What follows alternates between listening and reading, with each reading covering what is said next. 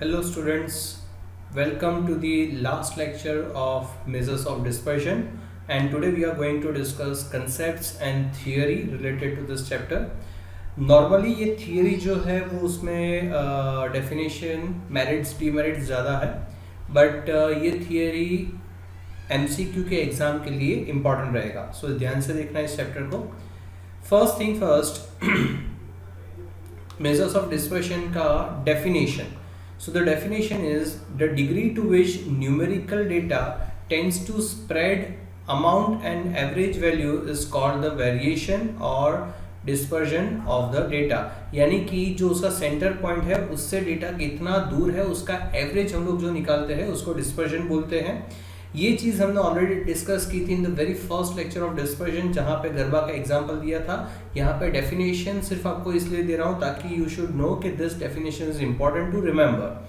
ये डेफिनेशन के ऑथर है स्पीगल, ठीक है, तो याद रखना कि Spiegel has given this definition of dispersion.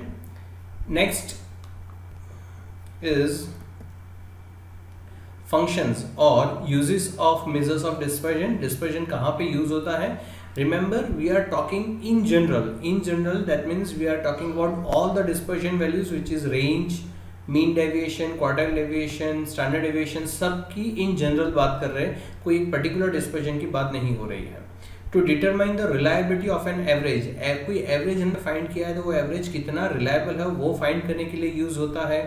To serve as a basis for control of variability. तो variability यानी कि कोई डेटा है वो कितना वेरिएबल है उसको कंट्रोल करने के लिए या कितना सीवियरली वो वेराई हो रहा है उसको जानने के लिए वो यूज होता है डिस्पर्जन. टू कंपेयर टू और more series with regard to their variability. दो या दो से ज़्यादा सीरीज को उसकी वेरिएबिलिटी के बेस पे अगर कंपेयर करना है तो काम लगता है. To facilitate the use of other statistical measure. तो दूसरे यानी कि मीन मीडियन मोड को यूज करके डिस्पर्जन यूज होता है, तो वहाँ पे भी डिस्पर्जन यूज होता है. Next you are looking at requisites of an ideal measure. लेकिन ये क्या, यहाँ पे तो मैंने हेडिंग लिखा हुआ है फॉर सेंट्रल टेंडेंसी, बट ये तो हम लोग डिस्पर्जन का देख रहे हैं, ठीक है. तो basically what is your central tendency is your dispersion. तो सेंट्रल टेंडेंसी एंड डिस्पर्जन दोनों के लिए जो रिक्विजिट्स है वो सेम है और इसलिए इसको मैं वापस से डिस्कस नहीं कर रहा हूँ. ये सेम चीज़ हमने सेंट्रल टेंडेंसी में ऑलरेडी डिस्कस की है. वही सारे रिक्विजिट्स डिस्पर्जन के लिए भी एप्लीकेबल है. Basically this are the points. अगर ये सारे पॉइंट्स किसी एक डिस्पर्जन में है तो उसको आइडियल डिस्पर्जन मान सकते हैं, लेकिन हमें पता है कि कोई भी सेंट्रल टेंडेंसी या डिस्पर्जन आइडियल मेजर नहीं होता है, कुछ ना कुछ लिमिटेशंस उसमें होती ही है. चलिए, now we are on range and coefficient of range. उसका मीनिंग देखते हैं. In any tactical series the difference between the largest and the smallest value is called range. याद करो रेंज का फॉर्मूला क्या था, which was XH minus XL, यानी कि largest value which is XH and smallest value which is XL, और इन दोनों के बीच का जो डिफरेंस था उस डिफरेंस को हम लोग रेंज बोलते थे. So this is it's meaning. Merits, positive points क्या थे? तो it is simplest and easiest major of dispersion. Range कभी भी 5 मार्क या 10 मार्क में नहीं पूछ सकते. अगर रेंज का क्वेश्चन पूछना है तो 1 या 2 मार्क्स से ज़्यादा नहीं पूछ सकते, because it is very easy to calculate and that's why it is the simplest and easiest method of dispersion. Next is it is rigidly comprehensible and it requires very little calculation. तो बहुत अच्छी तरीके से उसको explain किया हुआ है कि रेंज कैसे कैलकुलेट करना है, और रेंज कैलकुलेट करने के लिए बहुत कम कैलकुलेशन की ज़रूरत पड़ती है. It is free from measures of central tendency. और जब रेंज कैलकुलेट करते हो तो उसमें हमें सेंट्रल टेंडेंसी का कोई भी मेजर जैसे कि mean, median mode, quartile, decimal, percentile की ज़रूरत नहीं पड़ती है, जो हमें दूसरे डिस्पर्जन्स में ज़रूरत पड़ती थी. चलिए उसके लिमिटेशंस देख लेते हैं, यानी कि डीमेरिट्स.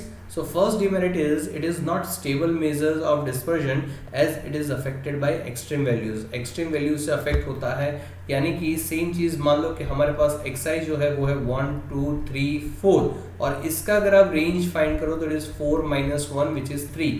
लेकिन 4 की जगह पे अगर मैं 4000 कर दूँ तो फिर रेंज जो होगा वो 4000 माइनस 1 यानी कि 3999 हो जाएगा. तो एक्सट्रीम वैल्यू अगर आती है तो उससे रेंज में बहुत फर्क पड़ जाता है. 3 का 3999 हो जाता है.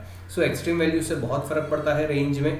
It is not a suitable measure of dispersion for the data with open ended classes. Open ended classes याद करो, एक एग्जांपल हमने किया था जहां पे आपको क्वेश्चन में पूछा था कि find the suitable measure of dispersion, और जहां पे हमने क्वार्टाइल डेविएशन फाइंड किया था। बिकॉज ओपन एंड क्लासेस में हमें एजम्पशन करना पड़ता अगर रेंज फाइंड करनी थी तो इसीलिए ओपन एंड क्लासेस होंगे तो वहां पे रेंज एप्लीकेबल नहीं है। एप्लीकेशंस कहाँ पे यूज होता है? It is useful in studying the variation in the prices of shares in stock. अगर शेयर्स है तो उसका लो क्या है एंड हाई क्या है, यानी कि कम से कम कितने पैसे पे वो शेयर ट्रेड हुआ है एंड ज़्यादा से ज़्यादा कितने पैसे पे वो शेयर ट्रेड हुआ है, वो जानने के लिए, उसका रेंज जानने के लिए वो यूज होता है range. It is useful in studying weather conditions. Weather conditions, आप कभी भी अगर आपके मोबाइल में वेदर का ऐप है तो आप देखोगे तो today's lowest temperature and highest temperature, इस तरीके से इंफॉर्मेशन हमें मिलती है। यानी कि लो एंड हाई में इंटरेस्ट रहता है लोगों का, यानी कि जब मान लो कि अगर सर्दी चल रही है तो उस टाइम पे हम लोग देखेंगे what is the lowest temperature. भले वो टेम्परेचर रात को 3 बजे है जिस टाइम पे आप अपने घर में सो रहे हो, बट उससे कोई फर्क नहीं पड़ता। You are curious to know कि लोएस्ट टेम्परेचर क्या हुआ, ठीक है। तो और वैसे ही अगर समर चल रहा है तो you are interested in knowing what is the highest temperature, यानी कि कितना ऊपर तक टेम्परेचर जाता है। So that shows the range where we take the lowest number and the highest number. तो इस तरीके की कंडीशन में रेंज यूज होता है। It is useful in industrial quality control. Quality control के लिए भी यूज़ होता है, जैसे कि मान लो कि आप कोई सर्जिकल आइटम बना रहे हो कि जिसका एक क्वालिटी डिसाइड हुआ है कि इसका 3 mm जितना उसका विथ होना चाहिए। मान लो कि कोई एक इंस्ट्रूमेंट, जैसे कि इंजेक्शन बना रहे हो और इंजेक्शन का जो नीडल है उस नीडल का साइज 3 mm जितना होना चाहिए, but 3 mm her bar possible नहीं होता। So you have kept range के 2.98 से लेकर 3.02 तक का रेंज होगा, mm की बात कर रहा हूँ, मिलीमीटर, तो उस नीडल को हम लोग अप्रूव करेंगे। So this is the range. तो इस तरीके से इंडस्ट्रियल में क्वालिटी कंट्रोल के लिए भी रेंज यूज होता है। But to decide the range के अगर इतनी रेंज के अंदर कोई चीज़ बनती है तो उसको हम लोग अप्रूव करेंगे, इससे बाहर है तो उसको हम उस क्वालिटी को हम लोग रिजेक्ट कर लेंगे। Next, mean deviation and coefficient of mean deviation. पहले मेरिट देख लेते हैं। It is easy to calculate and simple to understand. आराम से समझ में आ जाता है और उसको कैलकुलेट करना भी ईजी है।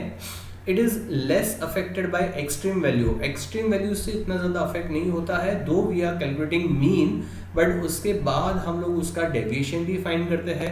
प्लस इस मीन डेविएशन में it includes median and mode also. So it is mean deviation from median, mean deviation from mode भी कैलकुलेट करते हैं, और इसीलिए एक्सट्रीम वैल्यू से ज़्यादा अफेक्ट नहीं होता। ऐसा नहीं बोला कि it is not affected, they are using the word it is less affected, क्योंकि मीन जो है उसको अफेक्ट होता है लेकिन मीडियन एंड मोड को ज़्यादा अफेक्ट नहीं होता एक्सट्रीम वैल्यू से, and that's why in and all it is less affected by extreme values. It is based on all the observation. सारे ऑब्जर्वेशन को कंसिडर करके कैलकुलेशन होता है मीन डेविएशन का। तो ये सारे मेरिट्स से अब हम लोग देख रहे हैं demerits of mean deviation. First, it ignores negative deviation. Why it ignores? Because याद करो हम लोग मॉड्यूलस में डेटा लेते थे, जैसे कि x माइनस एक्स बार, तो ये मॉड्यूलस में लिया तो नेगेटिव 2 है तो भी हम उसको 2 ले लेते थे, तो इसीलिए it ignores negative deviation and treats them as positive. यानी कि -2 है तो भी हम तो उसको 2+2 ही लेकर कैलकुलेट करते थे, which is not justified mathematically, जो मैथमेटिकली एक्चुअली सही नहीं है। It is not a satisfactory measure when the deviation are taken from the mode. अगर मोड से डेविएशन लिया जाता है तो it is not satisfactory. Mathematically उसके जो रिजल्ट्स मिलते हैं वो उतने रिलायबल नहीं होते हैं। It is not suitable when the class intervals are open end type. Again हमने ओपन एंड का जो एग्जांपल देखा था उसमें मैंने आपको समझाया था कि मीन मीडियन मोड अगर आपको फाइंड करना है तो उसमें भी एजम्पशन लेना पड़ेगा क्लास का जो एंड ओपन है उसके रिलेटेड, तभी जाके आप कैलकुलेट कर पाओगे, और इसीलिए ओपन एंड क्लासेस के लिए मीन डेविएशन भी सुटेबल मेजर नहीं है। The mean deviation can not be used in statistical inference. यानी कि मीन डेविएशन के ऊपर से कंबाइंड मीन डेविएशन वगैरह हम लोग नहीं कैलकुलेट कर सकते, तो स्टैटिस्टिकल इन्फरेंस के लिए ये यूज नहीं होता है। Quartile deviation and coefficient of quartile deviation. पहले मेरिट देखते हैं। It is easy to calculate and simple to understand. Same merit is there in mean deviation and range also. It is not affected by extreme value. अब देखो यहाँ पे clearly बोला है not affected, जबकि इसके पहले वाला जो टॉपिक था मीन डेविएशन, उसमें वर्ड यूज किया था लेस अफेक्टेड, जबकि यहाँ पे it is not affected by extreme values. यानी कि जब आप क्वार्टाइल डेविएशन फाइंड करते हो तो एक्सट्रीम वैल्यूज से कोई फर्क नहीं पड़ता आपके कैलकुलेशन में। It is not at all affected by open and class, open and class से भी इसको कोई फर्क नहीं पड़ता, और इसीलिए वो जो एग्जांपल था ओपन एंड क्लास वाला, उसमें most suitable method was quartile deviation जो हमने कैलकुलेट किया था। डीमेरिट देखते हैं, it ignores completely the portion below the lower quartile and above quartile, above the upper quartile. यानी कि जब क्वार्टाइल डेविएशन मैंने पहली बार आपको क्वार्टाइल जब समझाया था, तब मैंने समझा था कि this is 25%, this is 75%, this is called Q1 and this is called Q3। अब एक बार हमने ये वैल्यूज ले ली 25% एंड 75%, उसके बाद 25 से छोटा यानी कि lower than first quartile, below the lower quartile and above the upper quartile वाली वैल्यूज को हम लोग इग्नोर ही कर लेते हैं, वो वैल्यूज को कहीं पे कैलकुलेशन में हम लोग नहीं लेते हैं। It is not capable of further mathematical treatment, यानी कि क्वार्टाइल डेविएशन के ऊपर से कंबाइंड क्वार्टाइल डेविएशन नहीं फाइंड कर सकते, सो फर्दर मैथमेटिकल ट्रीटमेंट के लिए ये सुटेबल नहीं है। It is generally affected by the fluctuations in sampling, sample जो आप लेते हो वो अगर चेंज होता है तो उसकी वजह से क्वार्टाइल डेविएशन के रिजल्ट्स चेंज होने के चांसेस ज़्यादा रहते हैं, तो सैम्पलिंग से भी फ्लक्चुएशन देखने को मिलता है। Last topic is standard deviation and coefficient of standard deviation. Merits देख लेते हैं पहले स्टैंडर्ड डेविएशन के। अच्छा, before we start with merit, remember the standard deviation is most suitable measure of dispersion. ये क्वेश्चन पूछते हैं, एमसीक्यू में पूछ सकते हैं कि which is the most suitable measure of dispersion, so it is standard deviation which is most suitable measure of dispersion. या तो फिर आपको 1 मार्क 2 मार्क या 3 मार्क में क्वेश्चन पूछ सकते हैं कि which measure of dispersion is most suitable, explain why, जिसका पूरा आंसर आपके पैम्पलेट में एग्जाम्पल्स चालू होने से पहले जहाँ पे थियरी खत्म होती है वहाँ पे एक ब्रैकेट करके पूरा आंसर आपको दिया है, तो वो आंसर ध्यान से पढ़ना। अभी देखते हैं merits. It is rigidly defined and based on all the observations. It is suitable for further algebraic treatment, further algebraic treatment यानी कि स्टैंडर्ड डेविएशन के ऊपर से हम लोग कंबाइंड स्टैंडर्ड डेविएशन फाइंड कर सकते हैं, और जिसके एग्जाम्पल्स हमने देखे भी है, तो ये एक मेरिट है उसका। Third, it is not affected by sampling fluctuation, यानी कि आप लोग जो सैंपल लेते हो उसमें पहला स्लॉट लिया, उसके बाद दूसरा लॉट ले रहे हो, तो सैंपल चेंज होते हैं, उससे हमारे आंसर में ज़्यादा कुछ फर्क नहीं पड़ता है normally. It is less erratic. Demerit, it is difficult to understand and calculate, उसको समझना और कैलकुलेट करना थोड़ा डिफिकल्ट है। स्टैंडर्ड डेविएशन को थोड़ा उसका प्रोसेस जो है कैलकुलेशन का लंबा जाता है। It is very much affected by extreme values, तो एक्सट्रीम वैल्यूज से काफ़ी फर्क पड़ता है। अब दो चीज़ें हैं, देखो it is not affected by sampling fluctuation, यानी कि आप जो सैंपल ले रहे हो उससे फर्क नहीं पड़ता, लेकिन एक्सट्रीम वैल्यूज से उसको फर्क पड़ता है, यानी कि बहुत बड़ी अमाउंट है या बहुत छोटी अमाउंट है हमारे डेटा सेट में, तो उससे स्टैंडर्ड डेविएशन के आंसर में फर्क पड़ेगा। प्रॉपर्टीज ऑफ स्टैंडर्ड डेविएशन, ये प्रॉपर्टीज बहुत सारी दी है at the end of the pamphlet, but उसमें से मेजॉरिटी ऑफ द प्रॉपर्टीज हमने एग्जाम्पल के वक्त डिस्कस कर ली है, तो जो बाकी रह गई है बस उसी प्रॉपर्टीज को मैं यहाँ पे इंक्लूड कर रहा हूँ। Standard deviation of constant number is 0, हालांकि ये भी हमने डिस्कस किया था, but let me give you an example. Suppose xi आपको दिया है 3, बस एक ही नंबर दिया और बोला स्टैंडर्ड डेविएशन फाइंड करो, तो इसका स्टैंडर्ड डेविएशन ऑलवेज 0 होगा। Standard deviation is independent of change of origin but not of scale. Now this property is very important. इसके ऊपर MCQ आने के चांसेस बहुत ज़्यादा है, तो ध्यान से समझना क्या है कि मान लो कि हमारे पास एक डेटा सेट है 1 2 3 4 5। अब इसमें मान लो कि मैं एक नंबर ऐड कर रहा हूँ, सपोज आई एम डूइंग +5, तो 1 + 5 किया, 2 + 5 किया, 3 + 5 किया, 4 + 5 किया, 5 + 5 किया, और जो पुरानी सीरीज थी 1 2 3 4 5 उसका स्टैंडर्ड डेविएशन आया था से फॉर एग्जांपल 1.5। ये मैंने कैलकुलेट करके नहीं लिखा है, ऐसे ही लिखा है just to explain you the example. अब पुराना सीरीज था उसका स्टैंडर्ड डेविएशन था 1.5। अब मैंने एक नंबर कांस्टेंट नंबर 5 को सारा ऑब्जर्वेशन में ऐड किया, तो क्या बोल रहा है, it is independent of change of origin. Change of origin मतलब क्या, प्लस एंड माइनस, तो उससे ये इंडिपेंडेंट है स्टैंडर्ड डेविएशन, यानी कि मैंने +5 भी किया और जो नया डेटा सेट मिलेगा उसका स्टैंडर्ड डेविएशन भी 1.5 होगा, उसमें कोई फर्क नहीं पड़ने वाला।